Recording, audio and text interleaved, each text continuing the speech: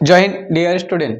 আজকে আমরা আলোচনা করব যে ভারতীয় সংবিধান আমরা প্রথম পার্ট, আমরা আগের ভিডিওতে কিছু আলোচনা করেছিলাম। প্রথম পার্ট আমরা যে দেখেছি 22টি পার্টে ভাগ করা হয়েছে, তা প্রথম পার্ট আমরা সেটা দেখছি যে the union and territory, union ও তার ভূখণ্ড। তো আমরা দুটি ধারা আলোচনা করেছিলাম বিস্তারিতভাবে, আজকে দুটি করব, তাই একটু রিভাইজ করে নিই। ভারতকে ইউনিয়ন বলে বর্ণনা করা হয়েছে 1 নম্বর ধারায়। কি ইউনিয়ন, এখানটায় ইউনিয়ন বলে বর্ণনা করা হয়েছে, কিন্তু এর মধ্যে লুকিয়ে আছে তিনটি কথা। একটি হচ্ছে ইউনিয়ন হচ্ছে কি কখনোই মানে একটি রাজ্য বা কোনো একটা কেন্দ্রশাসিত অঞ্চল ছেড়ে অন্য একটা দেশ তৈরি হতে পারবে না, তাকে আমরা ইউনিয়ন বলছি।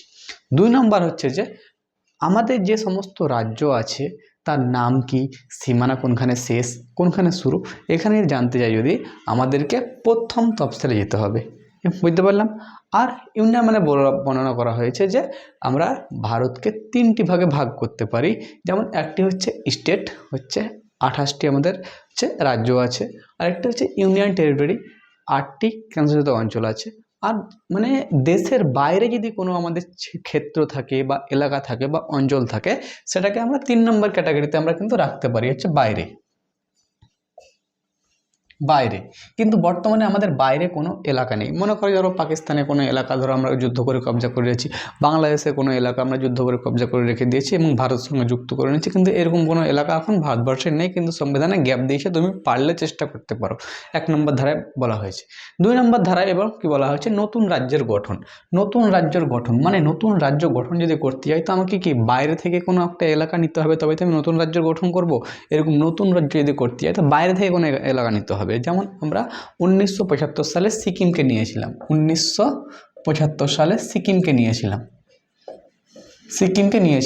এবং 1975 সালে 16ই মে আমাদের ভারতের সঙ্গে যুক্ত হয়। বাইরে একটি এলাকাকে আমরা নিজের রাজ্য হিসাবে গঠন করি। 2 নম্বর ধারায় বলা হয়েছে বিদেশি রাজ্যকে ভারতবর্ষের সঙ্গে মেলাও, এবং আমরা 3 নম্বরে আমরা চলে এলাম, যেটা আমরা আলোচনা করব। 3 নম্বর বলা হয়েছে যে নতুন রাজ্যের সৃষ্টি। আগে দেখেছিলাম আমরা নতুন রাজ্যের গঠন মানে আমরা বাইরে থেকে কোনো এলাকাকে নিয়ে আমরা গঠন করতে পারি। এবার নতুন রাজ্য সৃষ্টি, রাজ্যের নাম পরিবর্তন, ভূখণ্ডের পরিবর্তন, এলাকার পরিবর্তন এবং সীমানার পরিবর্তন। আমরা যে কোনো ভারতবর্ষের যে কোনো আমরা রাজ্য হোক কেন্দ্রশাসিত অঞ্চল হোক, আমরা নাম পরিবর্তন করতে পারি। যেমন আমরা মনে করো আমি যেখানটায় আছি ওয়েস্ট বেঙ্গল, আমার পাশের যে রাজ্যগুলো আছে ঝাড়খণ্ড, বিহার, উড়িষ্যা, এই 3টি রাজ্য আছে। এই 3টি রাজ্য থেকে মনে করি যদি আমি খানিক খানিক কেটে নিয়ে নতুন একটা রাজ্য গঠন করব, তো গঠন করতে পারা যাবে।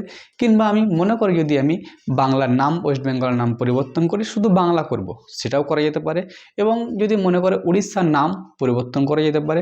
এবার মনে করি যে উড়িষ্যা থেকে কিছু স্থান আমাদের বেঙ্গল সরকারকে দিবে বা বেঙ্গলের যে রাজ্যকে দিবে, কিন্তু সেটাও দিতে পারে যে উড়িষ্যার কিছু স্থান আমাদের ওয়েস্ট বেঙ্গলে ভরে দিল। এরকম হতে পারে যে ঝাড়খণ্ডের কিছু স্থান ওয়েস্ট বেঙ্গলে ভরে দিল। এরকম হতে পারে বিহারের কোনো কিছু স্থান আমাদের ভারতবর্ষ পশ্চিমবঙ্গের দিকে ভরে দিল।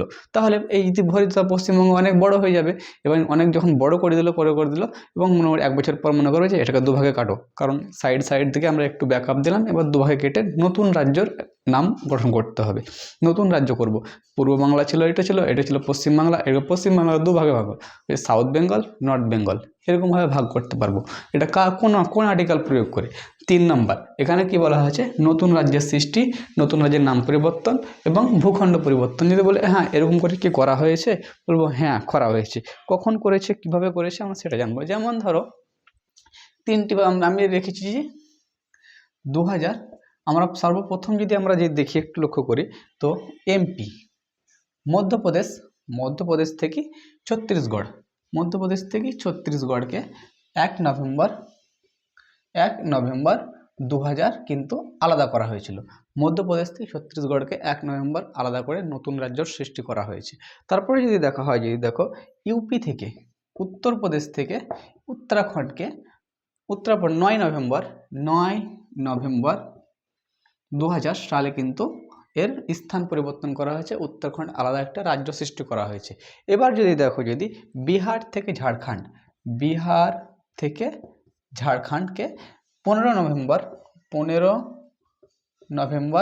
2000, কিন্তু এটা পরিবর্তন করা হয়েছে। এরপরেও যদি দেখো, যদি হচ্ছে অন্ধ্রপ্রদেশ থেকে এপি থেকে তেলেঙ্গানা, জি করলাম আমি, তেলেঙ্গানাকে 2014তে কিন্তু আলাদা করা হয়েছে। এরকমভাবে কিন্তু এই 3 নম্বর ধারা প্রয়োগ করে কিন্তু আলাদা করা হয়েছে। এটা সংসদ করতে পারে, কোনো রাজ্য কিন্তু ইচ্ছা করলে কিন্তু পারে না। যদি সংসদ, কেন্দ্র সরকার যদি ইচ্ছে করে তো পারবে। আর কোনো রাজ্য যদি মনে করে আমি কোনো নাম পরিবর্তন করব, রাজ্যের হাতে কোনো ক্ষমতা নেই। এই ক্ষমতা শুধুমাত্র সেন্ট্রাল গভর্নমেন্টের কাছে আছে, এবং সেন্ট্রাল গভর্নমেন্টের হাতে প্রয়োগ করে কিন্তু এটা করা যায়। সাধারণ বহুমত আমরা নাম পরিবর্তন করতে পারি, এরকমভাবে রাজ্য পরিবর্তন করতে। এরকম নয় যে কোনো ওয়েস্ট বেঙ্গলে মমতা ব্যানার্জি মনে করলো যে আমি ওয়েস্ট বেঙ্গলের নামে বাংলা করে দেবো। এটাকে সেন্ট্রাল গভর্নমেন্টের হাতে ক্ষমতা আছে, রাজ্য গভর্নমেন্টের হাতে কোনো ক্ষমতা নেই। এটা বুঝতে পারলাম। এটা তাহলে কি বলা হয়েছে, নতুন রাজ্যের সৃষ্টি, রাজ্যের নাম পরিবর্তন এবং ভূখণ্ডগত এলাকার সীমানা পরিবর্তন দেখো করতে পারে। যেরকম আমরা দেখলাম, আমরা একটু যতগুলো বুঝতে পারলাম।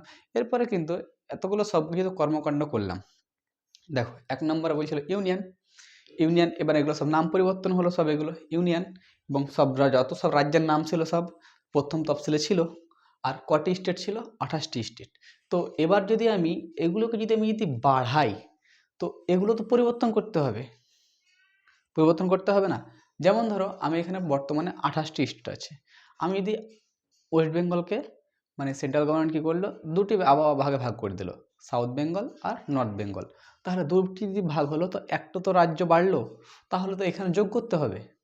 বা কেন্দ্রশাসিত অঞ্চল যদি আন্দামান নিকোবরকে যদি ভাগ করে 3 ভাগে ভাগ করা হলো, উত্তর আন্দামান, দক্ষিণ আন্দামান করা হলো, আর নিকোবর 3 ভাগে ভাগ করা হলো। তো তাহলে এখানে 8টি ছিল, 9টি হয়ে যাবে। তাহলে আন্দামান তাহলে 10টি হয়ে যাবে। দুটি আরও 3টি করে দিলাম, মানে 1টি থেকে আরও 3টি বার করে দিলাম। আন্দামান নিকোবর একটাই তো কেন্দ্রশাসিত অঞ্চল, এটাকে আমি উত্তর আন্দামান একটা কেন্দ্রশাসিত অঞ্চল করলাম, দক্ষিণ আন্দামান একটা কেন্দ্রশাসিত অঞ্চল করলাম, আর নিকোবর একটা কেন্দ্রশাসিত অঞ্চল করলাম। এই 3টি যখন অঞ্চল হলো, তখন তো এই কেন্দ্রশাসিত অঞ্চলের মানে করতে হবে, পরিবর্তন করতে হবে। আর সেটাই বলছে যে 4 নম্বর ধারায় বলছে যে 2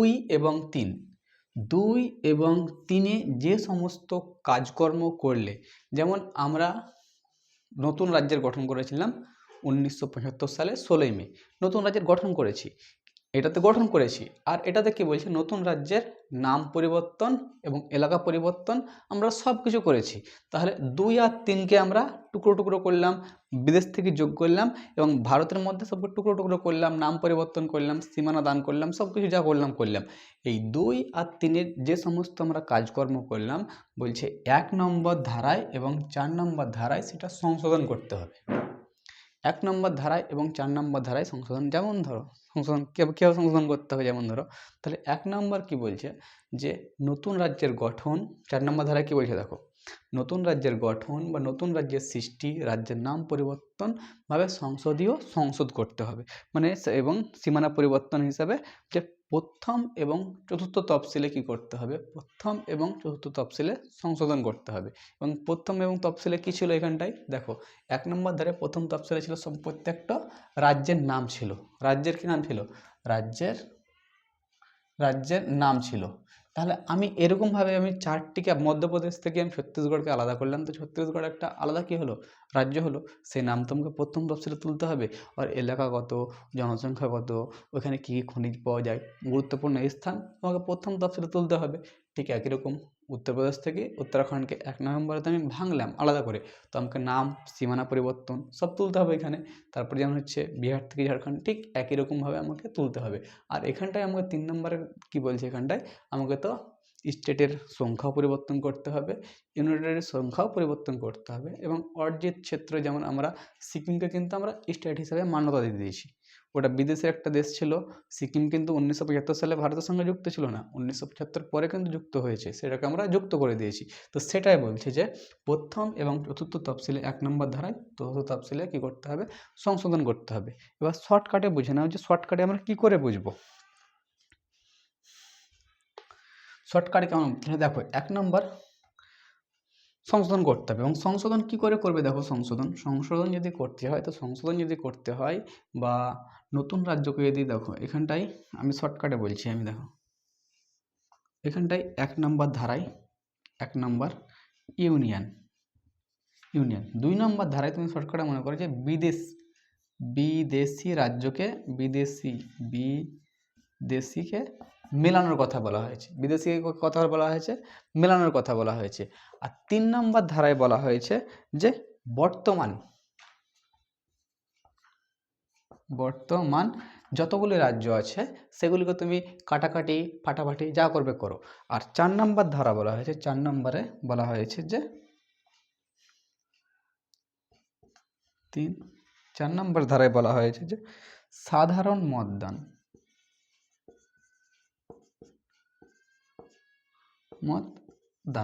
সাধারণ মতদান মানে কি, যদি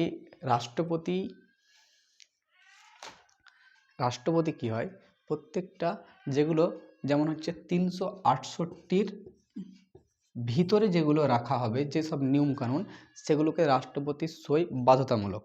আর বাদবাকি যেগুলো সাধারণ বহুমতের মাধ্যমে এরকম কাজ করে বেড়াবে, তড়িফড়ি বেড়াবে, নতুন রাজ্যকে গঠন করবে, এতে রাষ্ট্রপতি কোনো বকাঝকা করতে পারবে না।